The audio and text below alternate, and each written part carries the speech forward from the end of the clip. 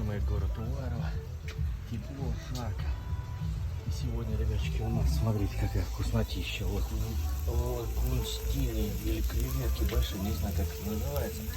Просто на костре замаринованный, бомбическая тема. Тут у нас фонтанчик, природа, тепло, лето, жара, погода. Просто обалденнейшая.